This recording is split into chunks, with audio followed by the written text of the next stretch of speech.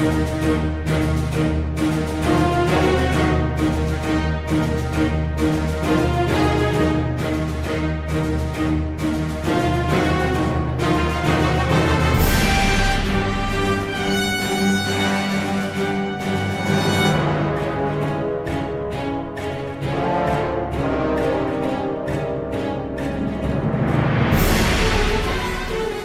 there, z tej strony LEGO Hero Polska. W dzisiejszym odcinku zapraszam Was na recenzję najnowszego zestawu z serii LEGO Star Wars, nawiązującego do drugiego sezonu serialu Andor. Konkretnie jest to 75399 Rebel U-Wing Starfighter. Zapraszam Was do oglądania.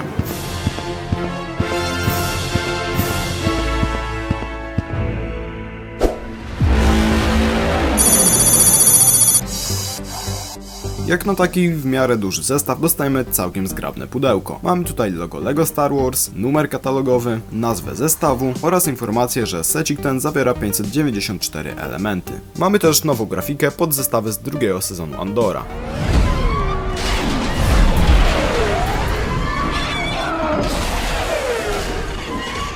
Jakbyśmy mieli jeszcze dostać jakieś zestawy z drugiego sezonu Andora. Ale nadzieję zawsze można mieć. Centralnie na pudełku pokazana jest gazowa planeta Yavin. No a poza tym mamy jeszcze jakiegoś Winga. Są też pokazane figurki, które dostajemy w tym zestawie. Oczywiście według LEGO głównym bohaterem tego zestawu jest Cassian Andor. Tył pudełka to fragment prawdopodobnie wyimaginowanej przez LEGO sceny starcia Cassiana Andora oraz agentów IBB na Yavin 4. Znalazło się też tu miejsce na logo LEGO Star Wars oraz na zaprezentowanie dwóch funkcji bawialnych. A w środku, jak to ostatnio często bywa, dostajemy trochę papieru. Tym razem aż 6 woreczków. Jeżeli chodzi o papier, jest też papierowa instrukcja. Papierowa przynajmniej na razie, bo nie wiadomo jak długo takie papierowe instrukcje będziemy jeszcze dostawali. Pod koniec instrukcji zaprezentowane są inne zestawy. Co do Arc 170 oraz Interceptora Ahsoki, to recenzje są już na kanale, linki w prawym górnym rogu. No a Choppera i Grogu raczej nie planuję kupować. Z tyłu instrukcji klasyczny robocik.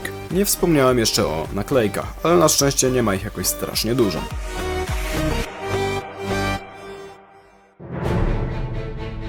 Oto przed Wami Dedra Meero. Była to oczywiście główna antagonistka serialu o Andorze.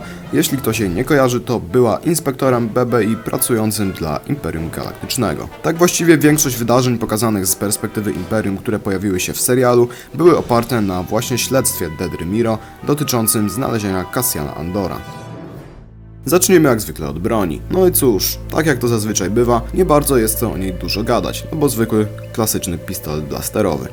Tors oraz nóżki to biały płaszcz oficera IBB. Szkoda, że nie mamy tutaj wersji Dedry w mundurze, no bo wtedy mielibyśmy jej widoczne insygnia. No a tutaj mamy taki płaszcz, który z jednej strony jest trochę, no mówię, szkoda, że nie jest to mundur, jest trochę słaby, ale z drugiej strony fajnie się prezentuje.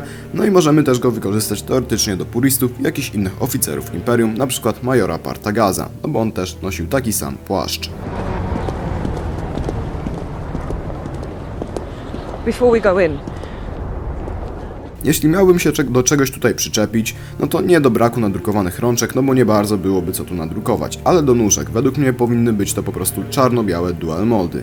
No a mamy tutaj tak naprawdę biały nadruk na czarnych nóżkach, no i po prostu słabo to wygląda, widać trochę różnicę kolorów i według mnie dual moldy byłyby tutaj o wiele lepsze. Nie mogę za to przyczepić się do torsu, bo uważam, że jest on wykonany wręcz idealnie, naprawdę świetnie się prezentuje, fajny jest ten pas, no i fajna jest ta jakby kabura, która jest połączona z nadrukami na nóżkach oraz pasem. Ciekawie wyglądają też te wywinięte klapy od płaszcza, według mnie naprawdę fajnie to wygląda i przypominam sobie, żeby w jakiejś innej figurce w Star Warsach pojawiło się coś takiego. LEGO jak nigdy trochę bardziej się postarało i dla Dedry Meero zrobiło nawet specjalną główkę.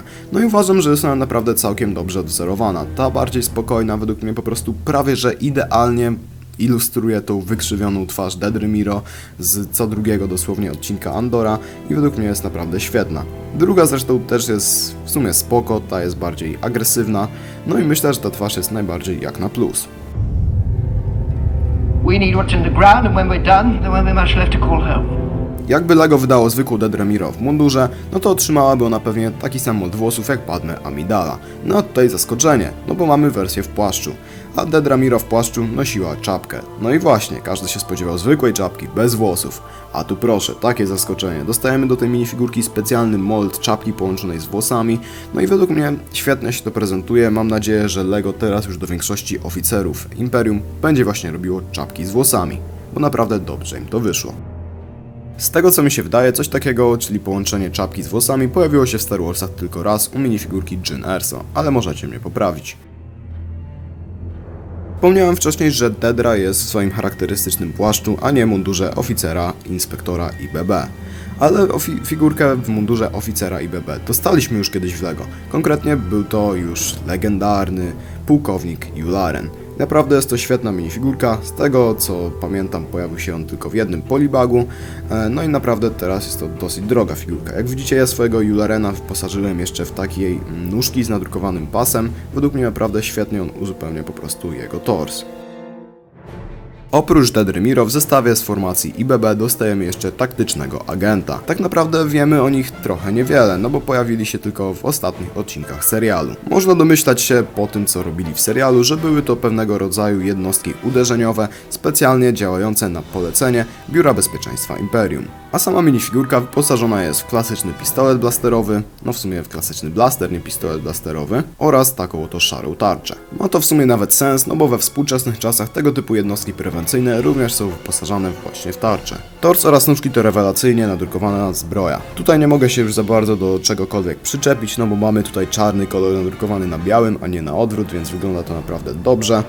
Nóżki są naprawdę ciekawe, przypominają na przykład jakiegoś imperialnego żołnierza, typu wiecie, jakiegoś szturmowca albo coś tego typu. No tors zaś przypomina zbroję od oficerów Imperium, takich jak na przykład generał Wirs. No tylko, że tutaj wiadomo mamy biały kolor. Widziałem chyba nawet, że ktoś robił purista wielkiego admirała Throna z tym torsem, no tylko, że tam chyba po prostu zabrakłoby dla niego insygniów. No bo jak widzicie, jest to zwykły szeregowy agent, zwykły szeregowy żołnierz, więc nie ma on żadnych tutaj odznaczeń na tej zbroi. O jego plecach mogę powiedzieć to samo co o nóżkach, że gdybym je zobaczył, to bym pomyślał, że jest to po prostu tył jakiegoś imperialnego żołnierza. Na przykład, nie wiem, mi to trochę się kojarzy z tymi driverami tych speederów z Hana Solo, albo z Range Trooperami.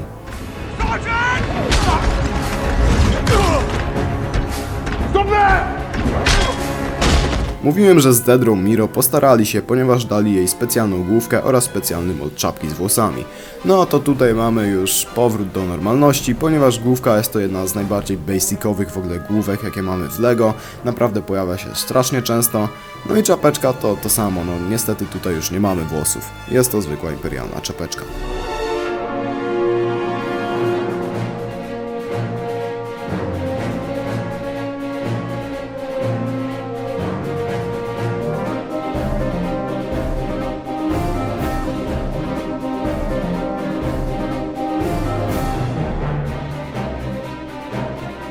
Cassian Andor, czyli tytułowy bohater genialnego serialu Star Wars, to by się spodziewał Andor. Jeśli ktoś jeszcze nie oglądał swoją drogą drugiego sezonu, to serdecznie polecam. Poza tym sam Cassian pierwszy raz pojawił się oczywiście w 2016 roku wraz z premierą filmu Łotr 1. Był on szpiegiem, który współpracował z Lutanem Railem, a później z Sojuszem Rebelii. Stacjonował on w bazie na Yavin 4 i dostał tam stopień kapitana.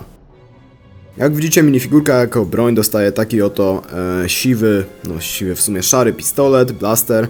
No i jest to element, który rzadziej się zdecydowanie pojawia, no ale też już kilka razy widzieliśmy taką broń u różnych minifigurek. No więc szkoda, że nie jest to jakiś specjalny mold, ale i tak w miarę to przypomina broń Cassiana, więc fajnie, że mamy jakieś zróżnicowanie. A sama figurka jest całkiem prosto, ale bardzo dobrze wykonana. Jeżeli chodzi o jego strój, no to jest to zdecydowanie strój Cassiana z ostatnich odcinków drugiego sezonu i myślę, że są naprawdę całkiem dobrze odzorowany.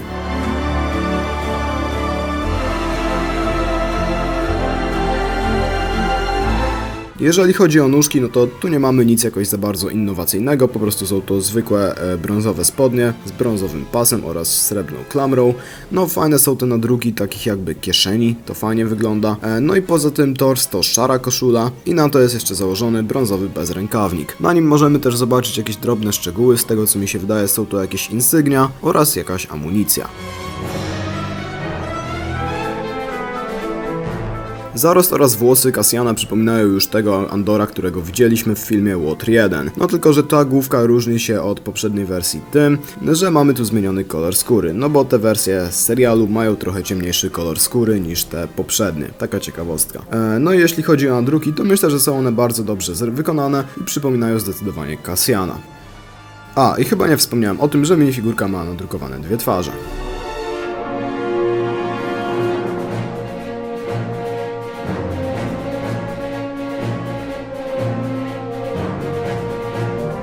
Imperialne droidy typu KX, no w tym wypadku konkretnie K2SO, pojawiły się w Gwiezdnych Wojnach w 2016 roku, oczywiście w filmie Łotr 1. No i od tego czasu pojawiały się takie droidy np. w grze Jedi Fallen Order oraz w kilku jeszcze innych produkcjach z Gwiezdnych Wojen, ale K2SO musiał czekać na swój powrót do 2025 roku, do premiery drugiego sezonu serialu o Andorze. Jeżeli chodzi o wyposażenie minifigurki, no to jest to zwykły, klasyczny blaster. Mod nóżek to ten sam, który pojawiał się m.in. u droidów B2, no i wiadomo, nie będę się tego czepiał, rozumiem, że użyli tutaj takiego elementu. Rączki również nie są jakimś unikatowym elementem, no bo są to zwykłe rączki droidów B1, tylko że oczywiście czarne, ale wiadomo, że największą furorę tutaj robi zdecydowanie ten element torsu połączony z głową. Ten mod co prawda pojawił się już w 2016 w poprzedniej wersji K2SO, no ale wiadomo, jest to świetny po prostu element i nie dziwię się, że go nie zmieniali. Zmieniły za to się nadruki. Za chwilę zresztą porównamy go sobie do poprzedniej wersji, ale jeśli chodzi o nadruki same w sobie, to świetnie prezentują się te symbole Imperium na jego ramionach, no i bardzo fajnie też wyglądają te jego białe oczy. Poza tym mamy też jeszcze nadruki na klacie. Tak wygląda stary K2SO obok nowego. No i jeśli mam być szczery, to jest to taki trochę downgrade, no bo według mnie poprzednia wersja była lepsza. Mieliśmy więcej nadruków, m.in. po boku głowy, no i tam mieliśmy jeszcze dodatkowo nie dość, że ten czerwony szczegół, który widzicie tutaj, to jeszcze mieliśmy dodatkowo takie jakby zadrapania, jakiś kurz i to po prostu dodawało minifigurce realizmu, a tu mamy takiego zwykłego, czystego K2, no i jeszcze nie ma takiego właśnie tego czerwonego szczegółu, tej jakby, nie wiem, lampki, w sumie no tak, no to jakieś chyba lampki albo czegoś w tym stylu, więc według mnie ta figurka, mimo tej różnicy 9 lat do przodu, to trochę się cofnęła w rozwoju, chyba można tak to ująć. Tak się prezentuje złożony U-Wing. No i pierwsza rzecz, o której chcę wspomnieć, to skala. Ja co prawda nie mam poprzedniej wersji z 2016 roku, ale widziałem zdjęcia jakieś porównawcze, no i jest on oczywiście zdecydowanie mniejszy, ale tak to jest ostatnio z tymi zestawami. Ja gdzieś słyszałem, że ktoś zapytał jakiegoś projektanta z Lego, dlaczego te zestawy są po prostu teraz wszystkie mniejsze, no i oni twierdzą, że po prostu są lepsze dla zabawy dla dzieci. No a ja osobiście nie wiem, piszcie co wy o tym uważacie. Tak jak wspomniałem, pierwsza wersja tego statku pojawiła się w 2016 roku razem z premierą filmu Łotr 1, no i tam również te statki pierwszy raz w ogóle w Gwiezdnych Wojnach się pojawiły.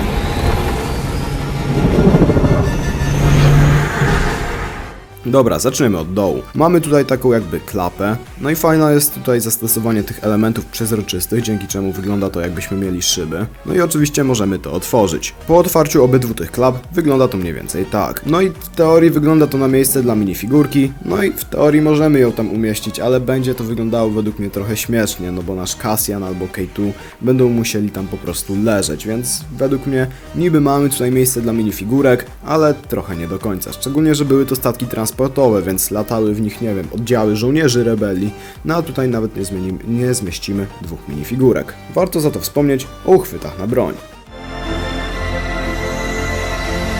Ta szara podwieszona pod statek część wygląda naprawdę fajnie z przodu, ponieważ jest ona oszklona. Jak już jesteśmy z przodu statku, no to mamy dwa działka laserowe oraz strzelacze. Żeby w nich wystrzelić, wystarczy tylko nadusić ten wystający niebieski element. Fajnie jest to zresztą wykminione, że po prostu te strzelacze tak nie odstają, tylko jest to ładnie zamaskowane. Jak już jesteśmy tutaj, no to warto też wspomnieć o tej oto żółtej naklejce. Idąc wzwyż mamy kokpit. Widzicie, tutaj z tyłu jest taki jakby wystający szary element. Wystarczy tylko, że go nadusimy i nasz kokpit automatycznie się trochę podnosi. Jest to spoko, bo nie musimy za bardzo macać palcami tej przezroczystej szyby, dzięki czemu aż tak bardzo się nie powinna zabrudzić. A jeśli chodzi o samą szybę, to jest to bardzo fajny, nadrukowany element. Kiedy podniesiemy szybę od kokpitu, no to w środku mamy miejsce dla jednej minifigurki. Oczywiście również może ona się tam zmieścić tylko w pozycji leżącej. No i nadrukowane są też, naklejone są też jakieś jakieś komputery, jakieś systemy sterownicze. No spoko, tylko wiadomo, szkoda, że naklejka. Zdecydowanie jedną z najbardziej charakterystycznych części tego statku są te oto 4 silniki. Omówię jeden z nich, bo wiadomo, wszystkie są takie same. No i myślę, że są one w sumie całkiem spoko zrobione, zachowany jest ładnie tutaj ten okrągły ich kształt. Z tyłu też mamy jakby wydmuchiwaną jakąś energię, więc według mnie naprawdę są spoko wykonane, fajnie podwieszone. Zdecydowanie jednak najważniejszą częścią tego statku są oczywiście skrzydła. No i tak się to prezentuje w takiej zwykłej pozycji tego statku, kiedy są one przyłączone do tej głównej części, ale jest jeszcze opcja, żeby je wziąć oraz rozszerzyć na bok, z tego co mi się wydaje, do pozycji bojowej. Jest to fajnie zrobione na takich pinach kulkowych, według mnie jest to naprawdę fajne rozwiązanie. No i tak wygląda statek w pozycji bojowej. No wygląda on w porównaniu do tej normalnej pozycji trochę śmiesznie.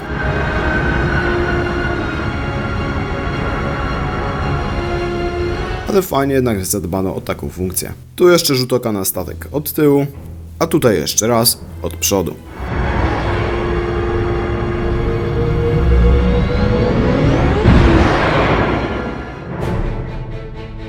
Podsumowując, uważam, że zestaw 75399 jest naprawdę solidny. Jedyne do czego mógłbym się tu trochę przyczepić to konstrukcja. O ile jeśli chodzi o same techniki budowania i wygląd, jest ona naprawdę spoko, to przyczepiłbym się do skali. No bo tak jak wspomniałem wcześniej, jest to statek transportowy, no a tak naprawdę zmieścimy tutaj ledwo 2 minifigurki. A jeśli chodzi o same minifigurki, to uważam, że są one naprawdę świetne. Są genialnie wykonane i moim faworytem zdecydowanie tutaj jest Dedramiro. Może trochę dlatego, że mam słabość do tych imperialnych oficerów z Lego, no i trochę też dlatego, że podoba mi się ten jej specjalny mold czapki z włosami. Tak trochę z innej beczki mi osobiście bardzo podobał się drugi sezon serialu o Andorze, no i szkoda, że dostajemy tylko jeden zestaw z tego serialu, z drugiego sezonu, no i raczej niestety na więcej się nie zapowiada. A szkoda, bo według mnie byłby naprawdę duży potencjał. Get us out of here. Piszcie, czy wy planujecie zakupić ten zestaw do swojej kolekcji i czy w ogóle oglądaliście Andora sezon drugi. A jeśli nie, to tak jak wcześniej wspominałem, serdecznie wam polecam. A to już na tyle w dzisiejszym odcinku. Zostawcie łapkę w górę, subskrypcję i na razie.